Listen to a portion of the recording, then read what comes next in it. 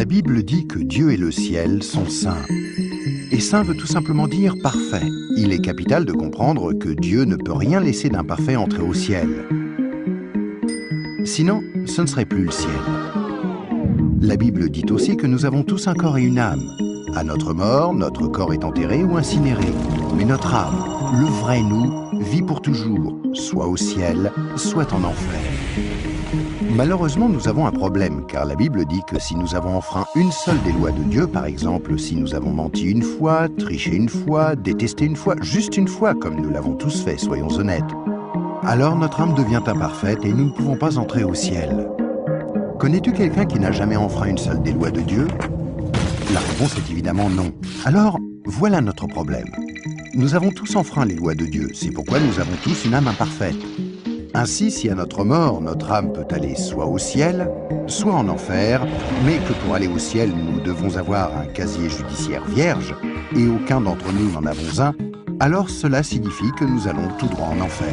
Cela peut sembler dur, et tu te demandes peut-être comment un Dieu plein d'amour a pu créer un lieu tel que l'enfer, et comment peut-il en plus y envoyer des gens? Alors pensons-y dans ce sens. Pense à quelqu'un que tu aimes vraiment. Maintenant, imagine que cette personne ait été assassinée. L'assassin est arrêté et plaide coupable. Mais tu es horrifié lorsque le juge dit « C'est très mal ce que vous avez fait. Mais parce que je suis un juge plein d'amour, je vais vous faire relâcher. » Tu serais très fâché, n'est-ce pas? Pourquoi? Parce que tu sais que lorsque quelqu'un enfreint la loi, il doit être puni. Sinon, il n'y a pas de justice. Donc l'enfer n'est pas une question d'amour, mais de justice. Examinons 3 questions pour comprendre pourquoi il y a ce lieu qui s'appelle l'enfer. As-tu déjà menti une fois dans ta vie? La réponse est sûrement oui, même si ce n'est qu'un petit mensonge. Si tu as menti une seule fois, alors tu es coupable de mensonge. As-tu déjà pris quelque chose qui ne t'appartient pas? Par exemple, es-tu déjà arrivé en retard au travail ou es-tu déjà parti trop tôt en étant quand même payé? As-tu déjà utilisé le téléphone du patron ou la photocopieuse sans demander la permission ou ramené un stylo du bureau à la maison? Tout ceci, bien sûr, est du vol. La plupart des gens ont pris quelque chose qui ne leur appartient pas, ce qui les rend coupables de vol. Penses-tu que Dieu va laisser un groupe de voleurs menteurs comme nous aller au ciel? C'est peu probable, car s'il le faisait, il serait comme le juge injuste qui n'a pas condamné l'assassin de la personne que tu aimais. Il n'y a pas 36 solutions. Mais beaucoup diront « Attends un peu, je suis quelqu'un de bien ».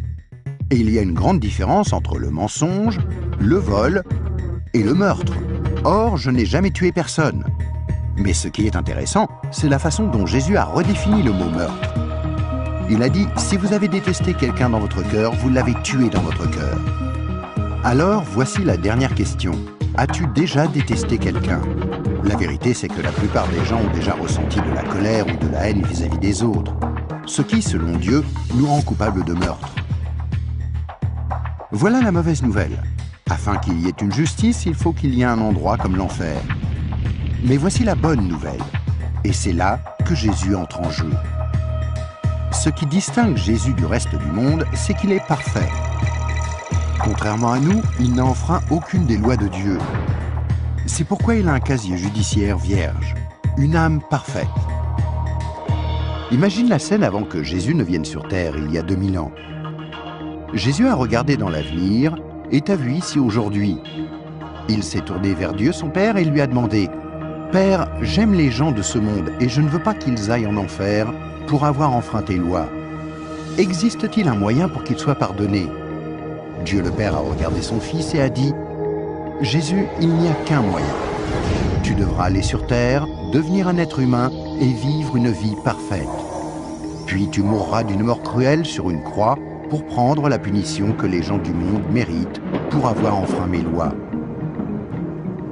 Quand tu auras fait ceci, le jour où ils te demanderont d'échanger leur casier judiciaire avec ton casier judiciaire parfait, alors il leur sera possible d'être pardonnés. »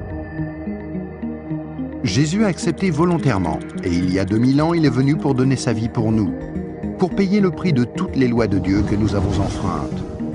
Or, il n'y a pas de plus grand amour que lorsque quelqu'un donne sa vie pour nous. Mais il y a encore autre chose que nous devons faire pour être pardonnés. Il y a 3 événements principaux dans la vie de chacun. La naissance et la mort, mais nous n'avons aucun contrôle là-dessus.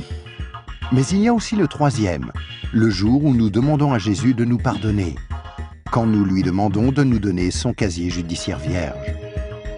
Il y a certaines idées reçues à ce sujet, mais dans la Bible, le principe du pardon de Dieu est clair. Nous ne sommes pas pardonnés en étant baptisés ou confirmés, ni même en priant occasionnellement, ou en allant à l'église, ou en croyant en Dieu, ou en essayant d'être bons. Ce sont toutes de bonnes choses, mais aucune ne nous accorde le pardon. Jésus a dit qu'il y a 2 choses que nous devons faire pour être pardonnés. La première est que nous devons avoir la volonté de nous détourner de tout ce que nous savons être mal et demander pardon à Dieu. Remarquez le mot « volonté ». Il y a peut-être certaines choses que nous nous sentons incapables de renoncer par nos propres forces, telles que dépendance, mauvaises habitudes ou des obsessions. Mais là n'est pas le problème. Dieu nous aidera du moment que nous en avons la volonté et que nous voulons nous détourner de ces choses-là et demander pardon à Dieu. La deuxième chose que nous devons faire, c'est faire totalement confiance à Jésus. Si Dieu t'a créé, ainsi que l'univers tout entier, ne penses-tu pas qu'il mérite d'être la personne au centre de ta vie? Faire totalement confiance, c'est reconnaître que Jésus est ton sauveur et accepter de le suivre.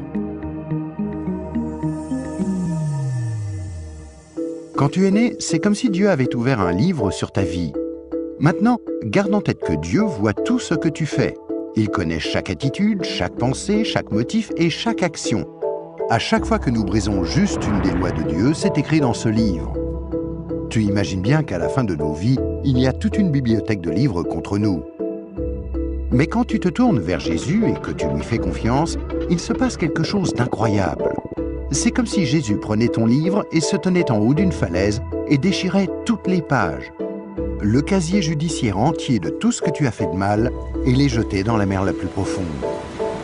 Il promet de ne plus jamais se rappeler de toutes ces choses. Jésus prend ensuite une copie de son casier judiciaire vierge que tu lui as demandé de te donner et il la glisse entre les 2 couvertures du livre où ton nom est inscrit. Ce nouveau livre est gardé précieusement au ciel. Le miracle est que l'on ne touche plus à ton livre à partir du moment où tu demandes à Jésus de te pardonner et jusqu'à ta mort. Même si tu fais des erreurs et brises encore les lois de Dieu. Devenir un chrétien ne te rend pas parfait sur le coup, et tu ne peux pas non plus dire une prière rapide et ensuite retourner à ton ancienne manière de vivre. Rappelle-toi, Dieu t'a pardonné pour toujours quand tu lui as demandé le casier judiciaire vierge de Jésus. Tout ce qu'il demande, c'est que tu lui soumettes tout et le laisses te purifier jour après jour. Quand tu mourras, tu passeras en jugement devant Dieu. Il ordonnera à ses anges d'aller chercher ton livre.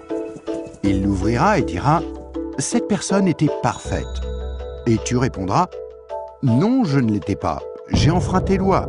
Est-ce que je ne mérite pas d'aller en enfer ?» Et Jésus te dira « Selon la justice, tu mérites d'aller en enfer. Tu as enfreint mes lois, et certaines, de nombreuses fois. Mais, mon enfant, tu as mon casier judiciaire vierge. Celui que je t'ai donné quand tu t'es tourné vers moi et que tu m'as fait confiance, et je t'ai pardonné. Bienvenue au ciel. » C'est pourquoi Jésus est si merveilleux. Grâce à lui, il est possible que chacun, peu importe les erreurs commises, soit pardonné et entre un jour au ciel. Imagine que tu ne te sois jamais tourné vers Jésus. Pense à ce qui pourrait t'arriver. Quand tu mourras, tu iras devant Dieu lors du jugement et Dieu te dira « Je suis désolé, je ne peux pas te laisser entrer au ciel, je dois t'envoyer en enfer. Tu ne m'as jamais demandé de te pardonner. Je t'aimais tellement que j'ai tenté par 6 façons différentes d'attirer ton attention. Premièrement, je suis mort sur la croix pour prendre sur moi ta punition. Deuxièmement, quelqu'un t'a expliqué d'une manière simple que tu pouvais être pardonné. Troisièmement, il y avait des églises à travers le monde. Certaines étaient bonnes, d'autres moins bonnes. Tu aurais pu trouver les bonnes. Quatrièmement, je t'ai donné une conscience pour que tu distingues le bien du mal. Cinquièmement, j'ai créé un monde si beau. Comment as-tu pu ignorer ma présence? Et sixièmement, je suis ressuscité des morts, afin de prouver que je suis Dieu, et que tout ce que j'ai dit était vrai. Mais tu n'as encore rien fait. Je suis désolé, je ne peux pas te laisser entrer au ciel. Je dois t'envoyer en enfer. Et toi, si tu meurs ce soir, où iras-tu? Rappelle-toi, pour entrer au ciel, il faut un casier judiciaire vierge, que tu ne peux avoir sans avoir demandé à Jésus de te donner le sien. Afin de recevoir ce don gratuit, tu dois faire seulement 2 choses. Tout d'abord, tu dois vouloir te détourner de tout ce qui est mauvais dans ta vie et demander pardon à Jésus. Et deuxièmement, tu dois faire totalement confiance à Jésus. À moins de faire ces 2 choses, il t'est impossible d'être pardonné et à ta mort, il te sera impossible d'entrer au ciel. Ce qui est affreusement triste, parce que c'est la raison pour laquelle Jésus est mort pour toi.